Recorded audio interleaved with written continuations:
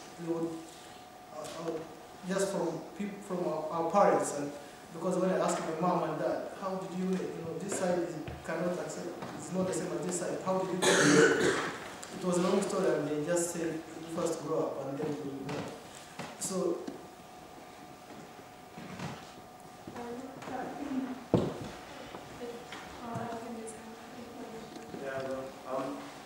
seeing that the implications of this incident have been resonating for the past 14 years, there has been pretty much no accountability from the UN.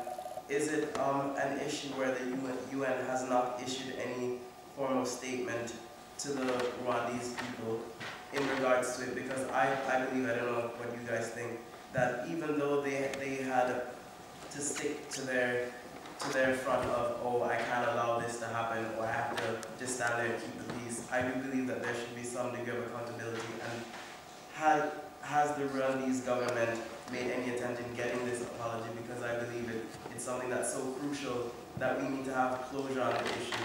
And if no one's there to push it, then we'll never learn from it. And this is why we're here to learn from the issue. yeah. Particularly Rwanda's very furious the French government, and up to now, until last year, the current president, who is Kagame, decided that France is not a good friend. And what happened is that for a few months, they had to close everything to do with France in Rwanda, and they had to give three days to the embassy, the French embassy in Rwanda, to pack and leave, because there was no point of France staying in Rwanda at the moment and being responsible for what happened, and they were not willing to admit that it was their mistake. At the moment, it is when now France is starting to realize that there was a mistake, and now they have been allowed to go back to Rwanda to have their embassy in Rwanda. I would say Rwanda has done its best, and even in Arusha, where most of the people participating in genocide are judged. In genocide case, it is the international community judging the people, so largely they are following up what happened. But on your remark about the UN, I'm not aware if the UN has ever officially apologised. Kofi Annan has personally apologised and said he finds himself responsible.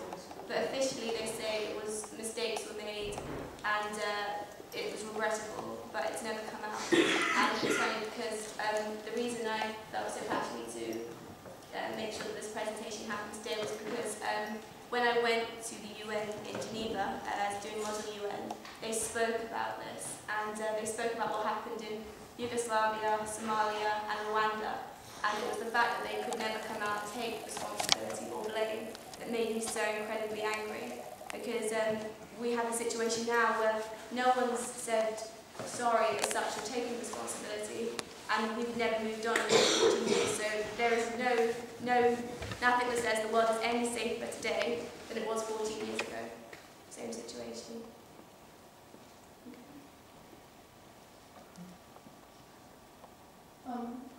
I just wanted to make a comment because the main question you asked is why did the world do nothing 14 years ago? But I reckon it's also a very important question. At least it's my impression that why do we not really remember what's happened, and it's been just 14 years ago.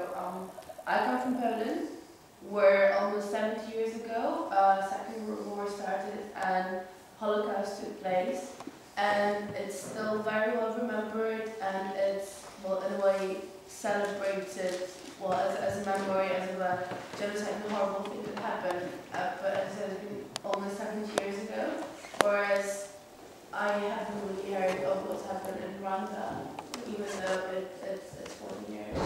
And I think it's also very important, like, why don't we really know about it, why it's not being that, information took around the world. I completely agree with you. One thing I did on Monday and Sunday was the Times newspaper that we get in our house every day. I went through every single page, and I did not even find a sentence about Rwanda. Not a sentence in a whole newspaper to say this happened or people died, nothing. And I know President Kagame, and I read some of the articles, he says that he found it was racism, or just not just people who weren't interested because it was poverty. There are lots of factors. To be honest, I don't have a clue why it's not remembered when it was so recent, but I think maybe I'm just guessing, is shame that the Western world, international community is maybe ashamed of what happened, because it was a tragedy, and it was not prevented or stopped. I don't know what you think. I think, yeah, well, much has happened in that short time. If it is war, it takes so many years and years, and people realize.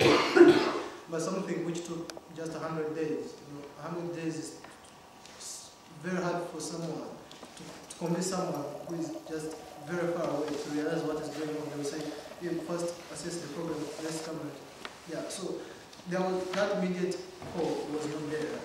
Even people who are from the outside world, they had to do it without anything, without their belongings. So outside it was too fast, but something would have been done. Actually, even stopping genocide, it is RPF itself, the Tutsi force, which stopped it. So there was no any international body involved in stopping the genocide.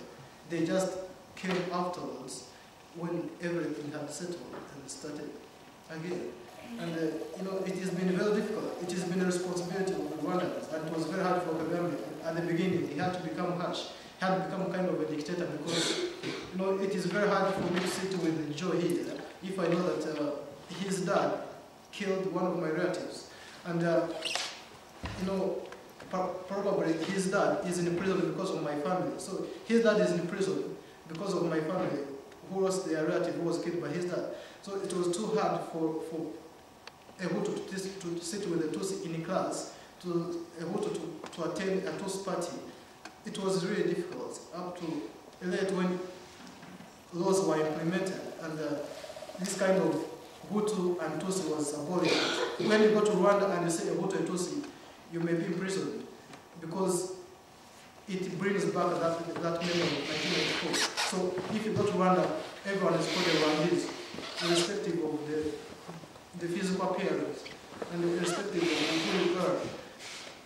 It is because Rwanda is only, we use one language, it is Kinyarwanda, and that's the language used in the parliament. So it is almost appalling to see that people were able to identify themselves and as Hutu and Tutsi. So it was too short, but something would have been done. At least maybe it will take like 20 days or 30, and something would have been done after seeing the kind of land that was flowing in that time.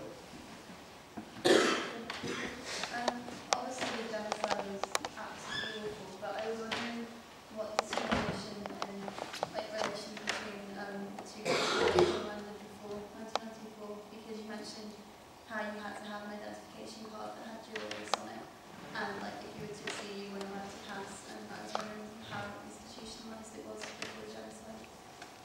Yeah, I said these cards were identified during the Belgian colonial time as a way of officially identifying. It was called the racial identification card, which would officially recognize you as either a Hutu or a Tutsi. And this difference kept building up to 1959, when the Hutus got a chance to revenge on the Tutsis, who fled to neighboring countries. Some went to Uganda, some went to Congo, some went to Tanzania. And so that thing remained, and the Tutsis who remained in the country, you find they were not given many opportunities going to school. They were given only 10% of all the opportunities. So when it came to 94, and when that thing had been built, and the president dying, who was the Hutu, dying in the plane crash, it just got everything back. And so to pass anywhere, you have to produce that identification card. Those cards now are there, but it does not indicate that you are a Hutu or Tutsi. It shows you are Rwandese and the nation of Rwanda. So that element of who you are race was scrapped after the genocide. But before the genocide, it was there, and would easily be officially recognized as a Hutu or Tutsi. Yeah, if you are a Tutsi, then it will be too hard.